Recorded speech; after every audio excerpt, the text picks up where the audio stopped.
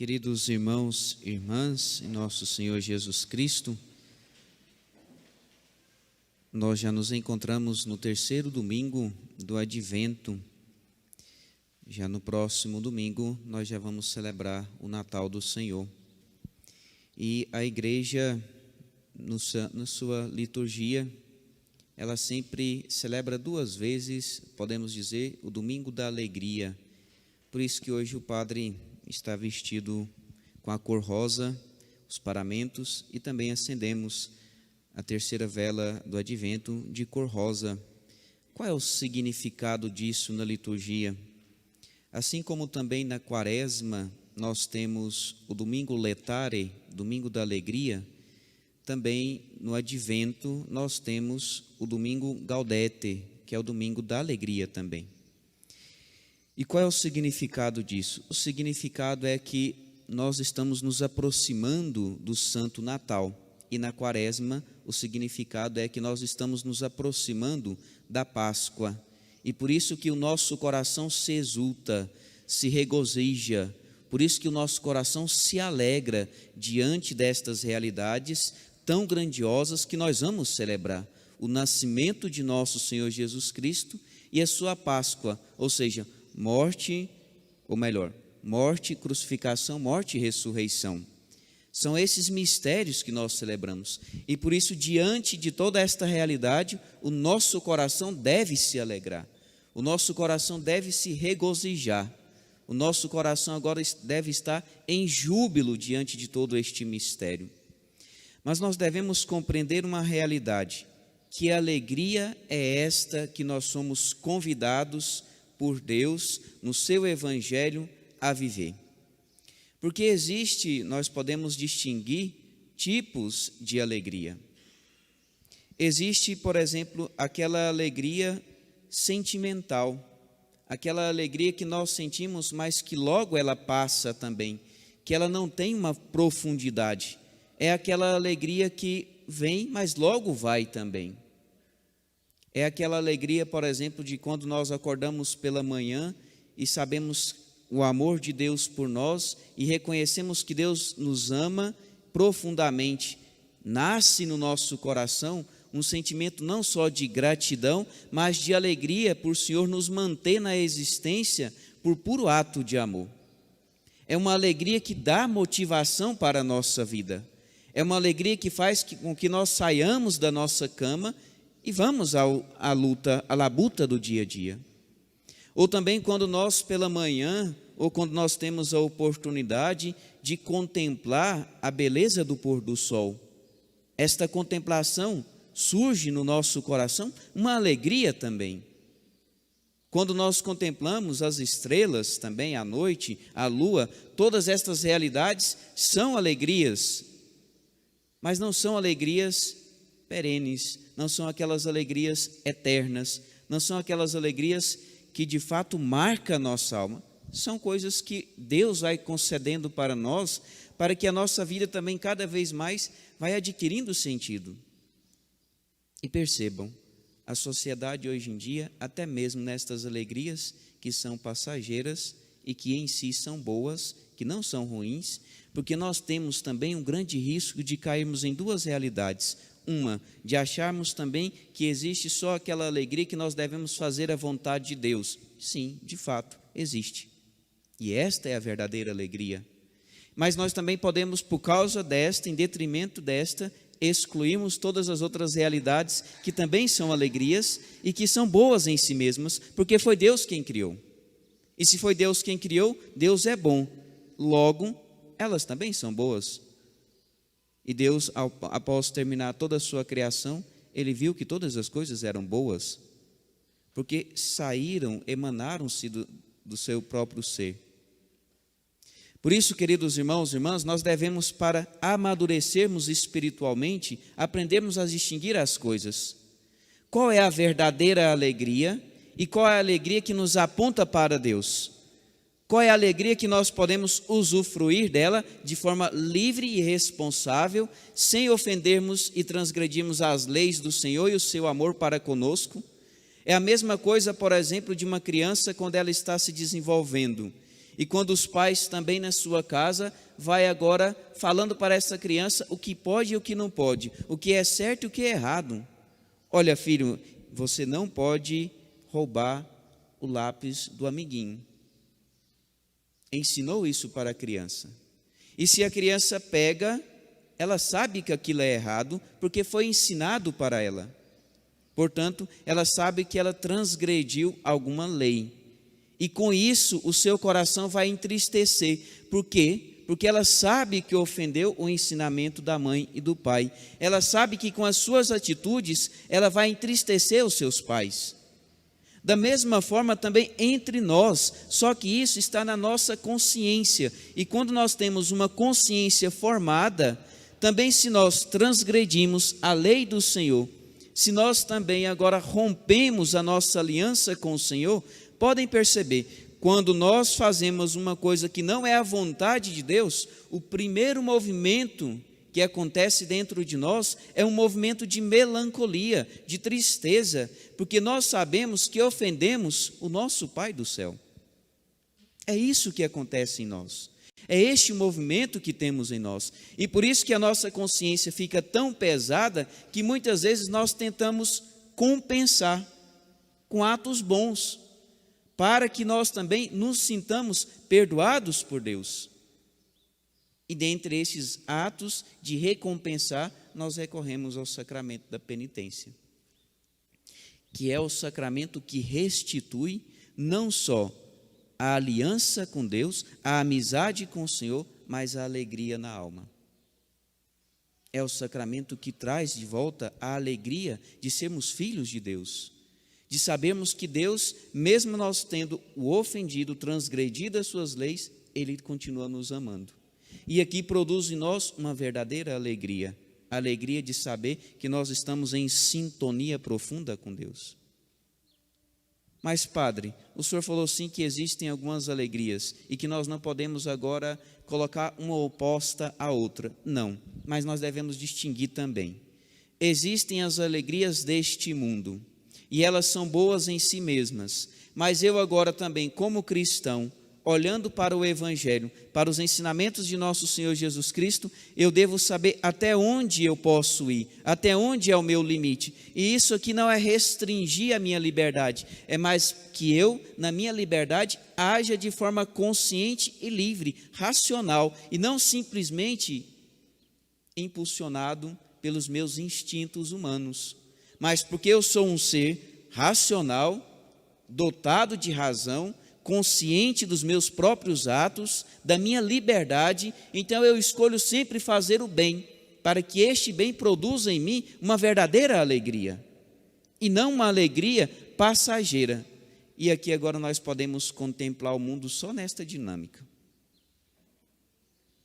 Por exemplo, eu percebia, eu não sou muito de política, respeito quem gosta, acredito que é um tema importantíssimo a ser debatido, discutido, mas eu, padre Daniel, não sou muito politizado, não gosto muito disso.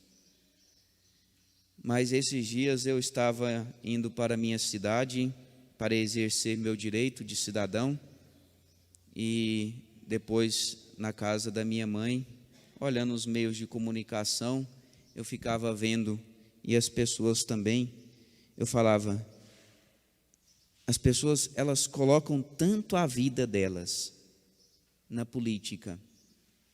As pessoas, elas de fato, mas colocam mesmo a vida delas na política. Elas assumem um candidato para elas e elas são quase que capazes de darem a vida por esta realidade. E vão para a internet, discutem, brigam, quase que querem ser salvadores do mundo por causa desta realidade. E eu falei assim, aqui está a alegria destas pessoas, mas a política vai acabar, as discussões cessarão, as pessoas que foram eleitas entrarão nas prefeituras, e aí? O que sobrou? As discussões, as desavenças, as brigas, os maus entendimentos, tudo isso sobrou. E eu falei assim, e é tão bonito da gente perceber, quando você encontrou o sentido da sua vida, quando você descobriu o sentido da sua vida, quando você sabe que este é o sentido da minha vida, não existe mais outra situação, é Deus. Quando você descobre isso, te causa uma paz de espírito, uma alegria que nada pode, a gente não vai conseguir compreender. E estas outras realidades, não é que elas perdem a importância, mas se tornam acidentais, secundárias. São importantes, são necessárias para a convivência social, é importante ter tudo isso, sim, mas nós descobrimos qual é o verdadeiro sentido da nossa vida, é Deus em si mesmo, é Ele que produz a verdadeira alegria em nosso coração. Então a gente percebe que todas essas outras realidades, elas vão se perdendo também.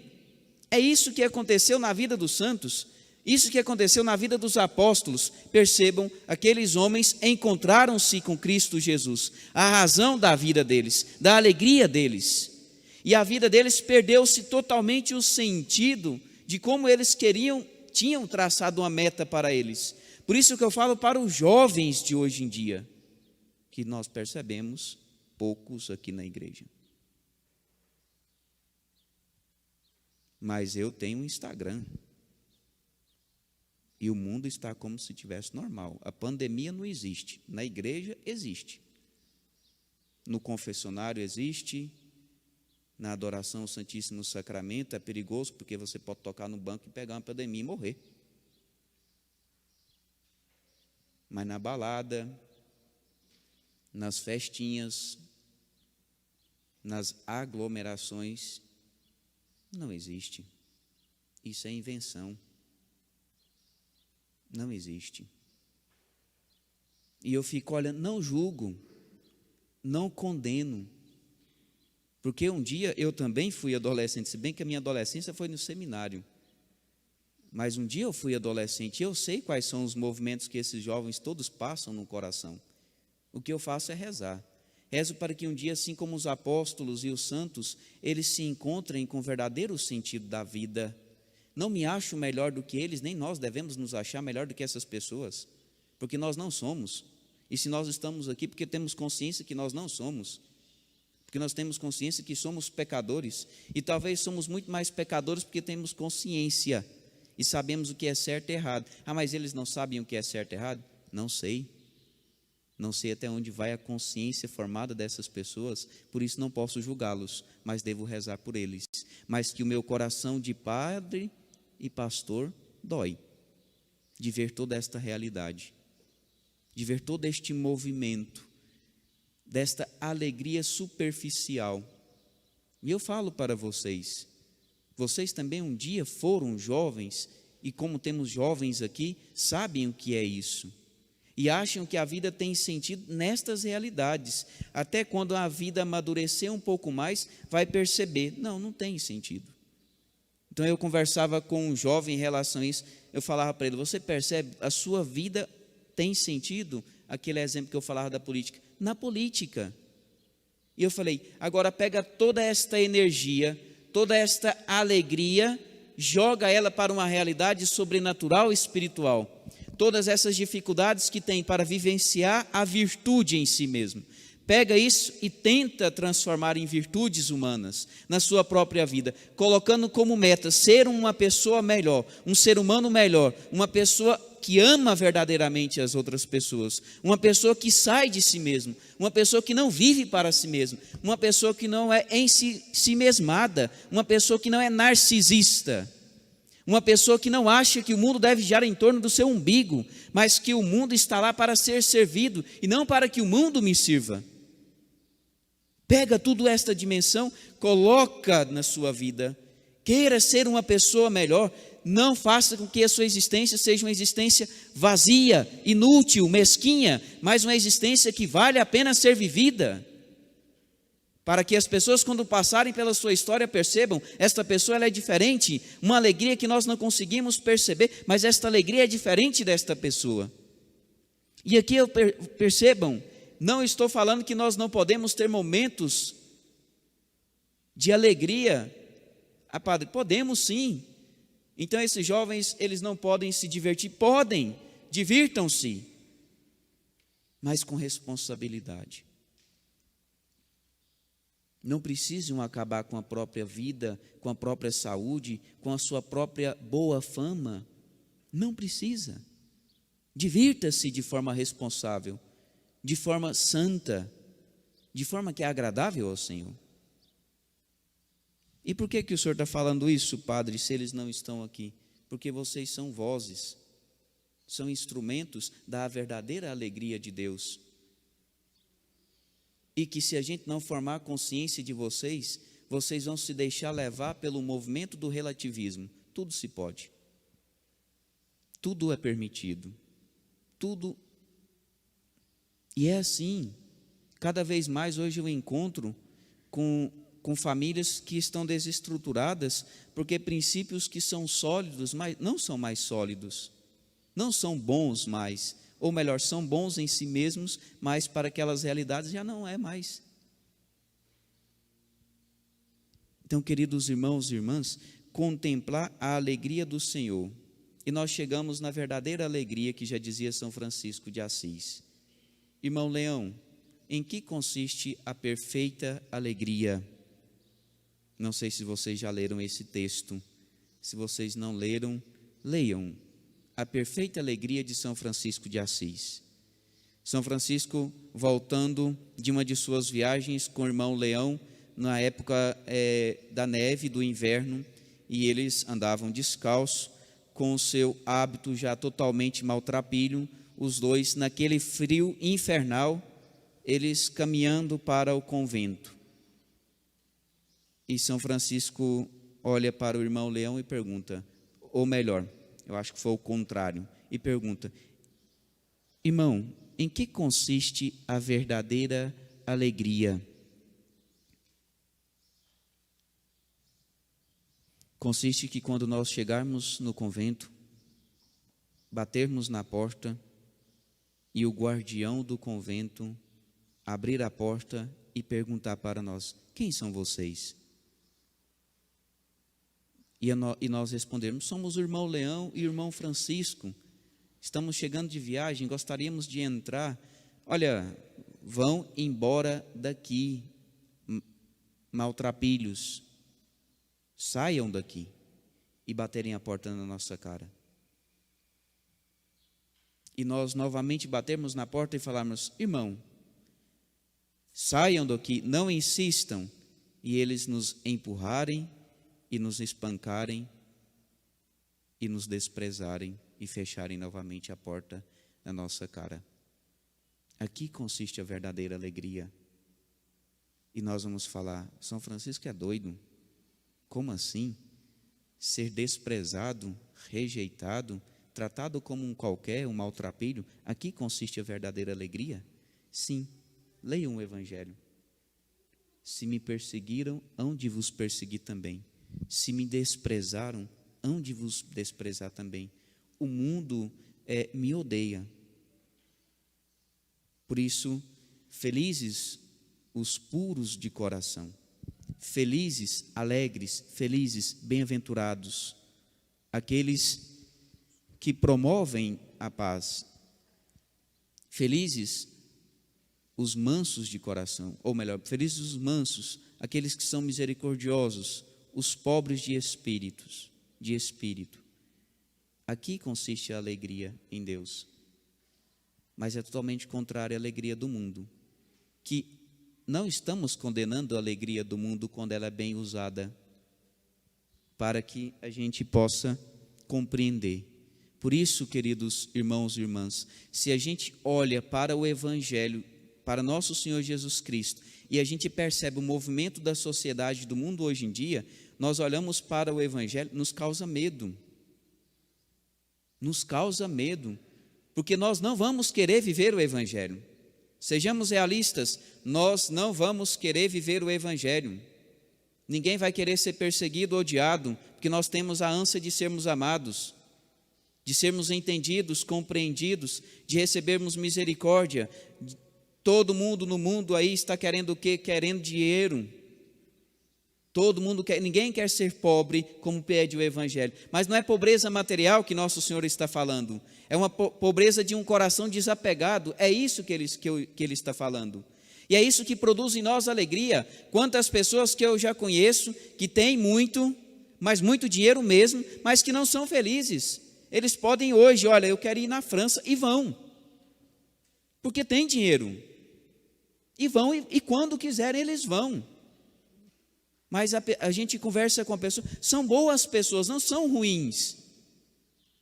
Mas você conversa com a pessoa, você percebe a inquietude interna da pessoa, a ânsia de sempre querer mais alguma coisa, porque já adquiriu tudo que quer, o dinheiro pode comprar, compra, mas chega um momento que a pessoa fala, olha, não sei mais o que a minha vida precisa de sentido, porque chega um momento que você percebe que para a sua vida ter uma verdadeira alegria é em Deus, fora dele não há, é nele, somente nele, que nós vamos encontrar refúgio, abrigo, sossego para a nossa alma. Só nele, e não é um discurso retórico aqui do padre, que a gente fica sempre falando, só em Deus que eu vou encontrar alegria. Não é, façam essa experiência, encontrem em Deus a sua alegria, que você vai perceber que a sua vida vai ter sentido em qualquer situação, e ao invés de murmurar, de reclamar, de lamentar da vida, você vai fazer o quê? Você vai agradecer, louvar o Senhor, regozijar na sua existência. E tudo aquilo que se torna cruz para você é simplesmente a mão bondosa de Deus agindo para nós. Foram isso que os santos entenderam. Eles olharam para o Evangelho e colocaram em prática. Mas nós, que estamos numa sociedade totalmente sedenta de uma alegria passageira, que simplesmente vai alimentando o nosso ego, nós somos incapazes de olhar para esta outra realidade. Eu falo para vocês, vou dar um exemplo de mim, porque eu me conheço. Olha, para mim, vencer o acordar cedo é uma miséria de sofrimento. Fiquei 9 anos no seminário, acordando 5 da manhã, e era um sofrimento, eu quase que me jogava da cama para ir rezar. Não é uma coisa que a gente vai vencendo de um dia para o outro. Assim como vocês também na vida de vocês, acordarem para ir para o trabalho, vocês acham que vocês vão felizes para o trabalho? Lógico que não. Eu vou, padre, louvado seja Deus por você. Continue assim. Vocês acham que tem dia que você está bem com a sua esposa, que você está feliz olhando para a cara daquela mulher, e aquela mulher olhando para a sua cara? Não está.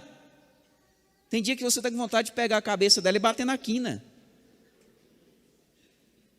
Mas você fez uma escolha, e essa escolha, quando você luta contra os seus intestinos, o pato está ruim da cabeça aí. Jesus. É o sono, vocês entenderam, né? Contra os seus instintos. Quando luta contra os seus instintos, o que acontece? É ir todo dia vencendo a si mesmo. Eu pergunto para vocês que são pais, o que vocês ensinam para os filhos de vocês? Dão tudo para ele? O que vocês ensinam? Que ele também tem que aprender a perder. Que ele também tem que aprender a fazer pequeno, não vai fazer a criança também fazer um sacrifício absurdo, né? Mas que ele tem que fazer pequenos sacrifícios. Não, olha filho, você hoje não vai comer essa bolachinha. Pronto, o menino vai morrer de anemia porque ficou um dia sem comer a bolachinha? Não vai comer. Por quê? Na sexta-feira, pode explicar, dia de penitência na igreja, porque hoje nós nos unimos aos sofrimentos de Cristo Jesus. Ele morreu por nós. Pega a cruz, mostra para a criança, ele morreu por nós, porque ele te ama. E hoje você deixar de comer uma pequena bolachinha, você está demonstrando o seu amor para com ele. Pronto, você catequizou o seu filho aqui, e ele vai perceber que o sofrimento em Cristo tem sentido, um valor cristão. A renúncia tem. A criança é egoísta extremamente. Olha, filho, você vai se tornar mais feliz quando você divide. Vamos fazer o seguinte, vamos pegar essa roupinha sua que está aqui sendo inutilizada, mas que está em boas condições, vamos dar para uma outra criancinha que talvez não tenha. Esta é a verdadeira alegria. Este é o verdadeiro sentido para a nossa vida, e que nós estamos perdendo isso, porque nós estamos deixando de contemplar o Cristo, porque nós estamos deixando de ter Cristo como meta e modelo da nossa vida. Não tem outro modelo, Não existe. Cristo é o único modelo da nossa vida. E é somente nele que nós vamos encontrar a verdadeira alegria que narrou São Francisco de Assis, e que o próprio Cristo Jesus é esta alegria. É Ele que enche o nosso coração. Queridos irmãos e irmãs, vale a pena, vale a pena, vale a pena. No final de tudo nós vamos escutar de nosso Senhor Jesus Cristo: vinde benditos de meu Pai, vinde benditos de meu Pai, porque fostes fiéis num pouco, agora receberão o muito. Que Nossa Senhora da alegria possa preencher, derramar abundantes alegrias em vossos corações, em vossos lares, em vossas casas, em vossas vidas, e que a alegria maior que Nossa Senhora possa derramar no meu e no seu coração é o nascimento de Cristo Jesus, que nesta semana nós vamos preparar. O padre pode dar um exercício para vocês? Eu também vou tentar praticar. Simplesmente, nesta semana, como forma de preparação para a Páscoa, para o Natal, o que vocês devem fazer? É um conselho do padre. Ofereça uma pequena coisa para nosso Senhor Jesus Cristo, um pequeno presente, cada dia. Hoje, o que eu vou oferecer para nosso Senhor Jesus Cristo? Vou oferecer um Pai Nosso por Ele. Amanhã, eu gosto tanto daquela novela, não vou assistir a novela. Eu gosto tanto daquela série, os jovens aí, né? Hoje não vou assistir aquela série. Eu gosto tanto daquele, não sei. Vixe Maria, o trem terra mandou o padre calar a boca. Vamos rezar. É isso que dá, gente, a gente ficar preso no seminário, viu? Só fica falando para seminarista, dá nisso. Quando vê gente, a gente quer converter o mundo, né? Oh, Jesus. Ficamos de pé. Creio em Deus.